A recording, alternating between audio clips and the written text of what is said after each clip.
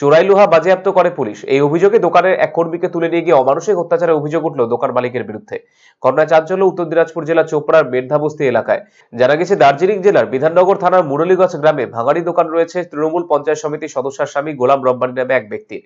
সেখানে কাজ করতেন মেধাবস্তির বাসিন্দা মোহাম্মদ শরীফ নামে ওই যুবক। দিন কয়েক আগে সেই দোকানে হানা দিয়ে পুলিশ বেশ কিছু জিনিস বাজেয়াপ্ত করে নিয়ে যায়। এই নিয়ে গন্ডগোল হয়। এরপর সোমবার রাতে মোহাম্মদ শরীফকে চোপড়া কলাগাছ এলাকায় ডেকে এনে অমানসিক অত্যাচার করার পাশাপাশি বিদ্যুতের শক দেওয়া হয়। এমনকি পরিবারের কাছে 2 লক্ষ টাকা মুক্তিপণ চাওয়া হয়। টাকা নিয়ে কলাগাছে গিয়ে ওই যুবককে উদ্ধার করে ইসলামপুর হাসপাতালে ভর্তি করে পরিবারের লোকেরা। এই ঘটনায় গোলাম রব্বানীর বিরুদ্ধে চোপড়া থানায় অভিযোগ দায়ের করেছে আক্রান্তের পরিবার। একে ফোন করে ডাকা হয়েছিল কালাগছে। তো কালাগছে ডাকা হলো, ওখান থেকে একে কিডন্যাপ করছে। কিডন্যাপ করে মুরালিগঞ্জে নিয়ে গেছে। তো মুরালিগঞ্জে যে নিয়ে গেল, ওখান থেকে ফোন আসলো তো 2 লাখ টাকা লাগবে। একে কিডন্যাপ করা হয়েছে, 2 লাখ টাকা লাগবে, না হলে একে মেরে ফেলা হবে। তো 2 লাখ টাকা আমরা নিয়ে গেলাম সোনাপুর ওভার ব্রিজের ওখানটায় নিয়ে গিয়ে দিলাম। আপনিও গেছিলেন? না, আমার বাবা গেছিল। আচ্ছা, 2 লাখ টাকা 2 লাখ টাকা নিয়ে। আচ্ছা, ফোন করে বললো আমাদেরকে। তো 2 লাখ টাকা দিলাম। তারপরে ওরা আমাদের মেধাবস্তি গ্রামে নিয়ে আসলো, ওই ওখানটায় ছেড়ে দিল, চোপড়া ব্লক। ও আমাদেরকে বলছিল আমার উপরে পুরো অত্যাচার হচ্ছে, পুরো মারধর করতেছে, কারেন্ট শট লাগানো হচ্ছে। কারা করেছে এটা? এটা হলো গোলাম রব্বানী। এটা কি কোনো রাজনৈতিক ব্যাপার আছে এর মধ্যে?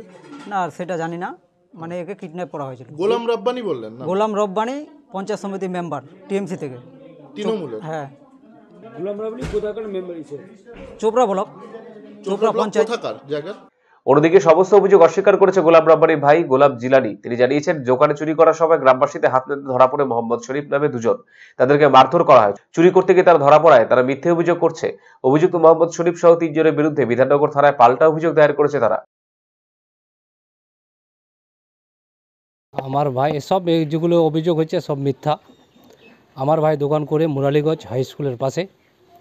ওই ছেলেটা রাতের 8টার সময় 2টা ছেলে মিলিয়ে যায় দোকানে চুরি করতে। ওদিকে গ্রামবাসী 2 জন, আমার ছোট ভাই, আমার যিনার বিরুদ্ধে অভিযোগ হয়েছে উনি ছিল শিলিগুড়িতে। ওকে ফোন করলো কে চোর ধরা পড়ছে দোকানে বাইক সহ। ওকে ওদিকে আশপাশের লোক 2 জন, একজনের নাম ছিল ইদ্রিস, একজনের নাম ছিল রাজু।